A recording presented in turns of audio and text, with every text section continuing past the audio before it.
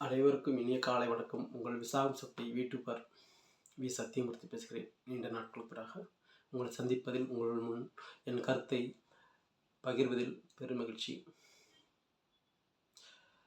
திருச்சியில் நேற்று முன்தினம் நடந்த தவகமுடைய பிரச்சார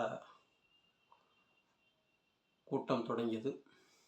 அதில் ஆர்வமாக ஆங்காங்கே ரசிகர்கள் வந்து குவிந்தனர். கடும் வெயிலையும் பொருட்படுத்தாமல் தலைவருடைய பேச்சை கேட்கப் போகிறோம் என்ற பேரார்வத்துடன் கூடியிருந்தார்கள்.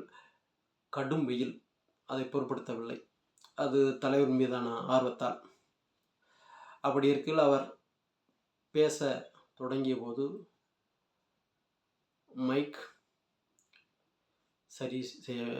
சரியாக ஒத்துழைக்கவில்லை. ஒரு மைக்கு மாற்றினார், மைக்கு மாற்றினார். எந்த மைக்குமே சரியாக இல்லை. முன்பாகவே இந்த கூட்டத்துக்கு, இந்த பிரச்சாரத்திற்கு தொடங்கும் பொழுது ஆளுங்கட்சியால் இவ்வளவு நேரம் தான் பேச வேண்டும், இந்த இடத்துல தான் பேச வேண்டும், இத்தனை பேர் இருக்கக்கூடாது என்று ஏகப்பட்ட கட்டுப்பாடுகள். அதனை தாண்டி வந்து பேச நினைக்கும் பொழுது மைக்கும் ஒரு இடையூறு என அந்த பிரச்சாரத்தால் பெரும் இடையூறுக்கு ஆளாகி இருக்கிறார் விஜய் அவர்கள் என்பது தெரிகிறது. இந்த தடைகளை மீறி அவர் பேசினார். தமிழகத்தில் சொன்ன வாக்குறுதிகளை இந்த அரசு செய்யவில்லை என்று பல்வேறு கருத்துக்களை பரிமாறினார். அடுத்தடுத்து ஒரு பிரச்சார கூட்டத்தை தொடங்கியிருக்கிறார்.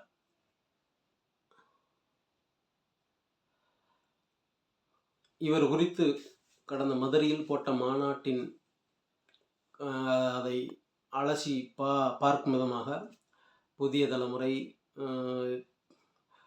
உள்ளிட்ட டிவிகளில் விஜய் குறித்து, விஜயனுடைய யூகம் எப்படி, அரசியல் வெற்றி எப்படி இருக்கும் அப்படின்ட்டு விவாதம் நடந்தது. அதேமாதிரி தினமணியிலும் நேற்று வரைக்கும் கட்டுரை எழுதப்பட்டு வந்தது. அதாவது அரசியல் தலைவர்களால், கட்டுரையாளர்களால், சமூக ஆர்வலர்களால் எழுதப்பட்டு வந்தது. இந்த டிவி விவாதங்களிலும் சரி, இந்த கட்டுரையிலும் சரி, சொன்ன ஏகோபித்த கருத்து என்னவென்றால், விஜயால் ஆட்சியை பிடிக்க முடியாது,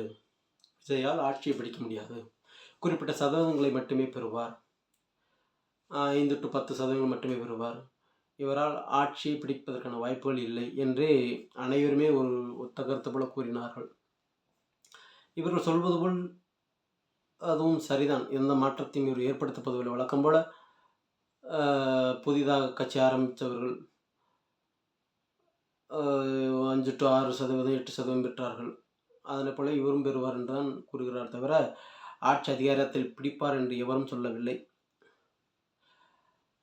ஏனென்று சொன்னால் காரணங்கள் நிறையாக இருக்கிறது. பல்வேறு தலைவர்கள், பல கட்டுரையாளர்கள் தங்களுடைய கருத்துக்களை சமூக வலைதளங்களின் மூலமாகவும், தொலைக்காட்சியின் வாயிலாகவும், தினசரி வாயிலாகவும் கூறிக்கொண்டார்கள். நாம் மேலும் கூறுவது ஒன்று புதிதல்ல, இருந்தாலும் சொல்ல வேண்டிய இது கடமை. எம்ஜிஆர் அவர்கள் கட்சி தொடங்கி 5 வருடங்களுக்கு பிறகு ஆட்சி அமைத்தார்.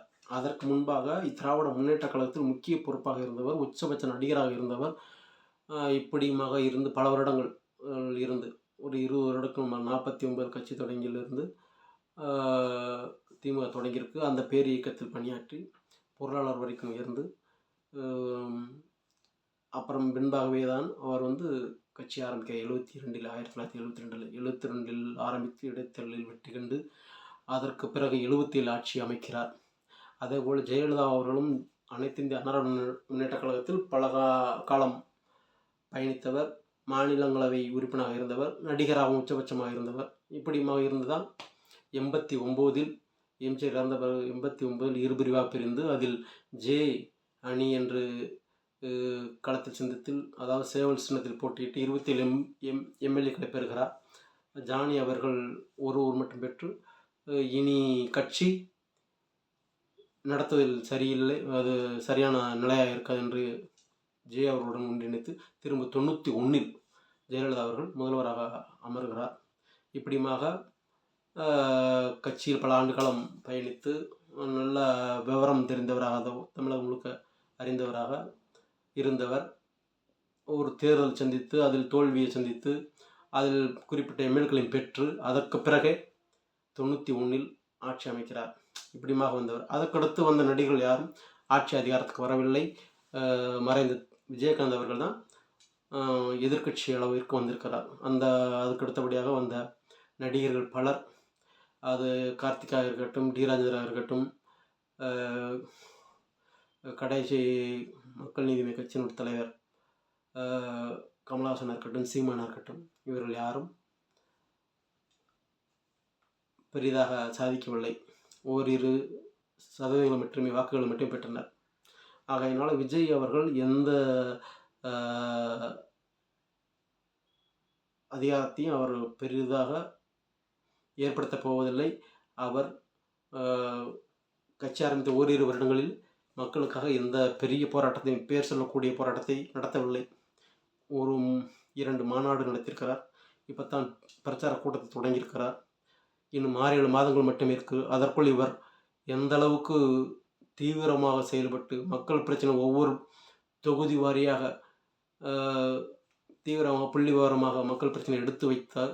அதன் பிறகு மக்கள் மத்தியில் என்ன எண்ணோட்டங்கள் இருக்கிறது, அதற்கடுத்து திராவிட கட்சிகளால் இங்கு மக்களுக்கு பணம் கொடுத்து வாக்குகளை பெறப்பட்டிருக்கு, அதற்கு இவர் என்ன செய்ய போகிறார் போன்ற பல்வேறு பிரச்சனைகள் இருக்கிறது. அதோடு களத்தை சந்திப்பதில் இவர்கள் புதியவர்கள். அந்த திராவிட கட்சிகளுக்கு இணையாக இவர்கள் எப்படி அந்த தந்திர மந்திரங்களை கையாளப் போகிறார்கள், இது போன்றது தான் அவரை இந்த அரசியலில் உயர்த்துவதற்கு ஒரு சரியான காரணங்களாக இருக்கும். அது இவர் கட்சியினுடைய செயல்பாடுகளை பொறுத்து தான் இவருக்கு உரிய மதிப்பு அங்கீகாரமும் கிடைக்கும். அது வரைக்கும் இவர் ஏனாதான் என்று சென்றால் வழக்கம் போல் அந்த ஒரு சில சதவீதங்கள் மட்டுமே பெற்று நானும் அரசியல் கட்சி தலைவர் என்ற அந்த பட்டியலில் இருக்கலாம். வேற ஒன்றும் இவரால் எதுவும் செய்ய போவதாக தெரியவில்லை. இவருமே முழுமையாக அரசியல் கட்சியில் இறங்கியிருக்கிறார் என்பதும் இன்னும் பலருக்கு சந்தேகம் இருக்கிறது. எனக்கும் அதுவே. ஆகையால் விஜயினுடைய வருகையால் எந்த மாற்றமும் ஏற்பட போவதில்லை என்பதை இந்த நேரத்தில் தெரிவித்துக் கொள்கிறேன். பிடிச்சிருந்த ஷேர் செய்யுங்க, சப்ஸ்கிரைப் பண்ணுங்கள். மீண்டும் ஒரு சந்திப்பில் சந்திப்போம். நன்றி, வணக்கம்.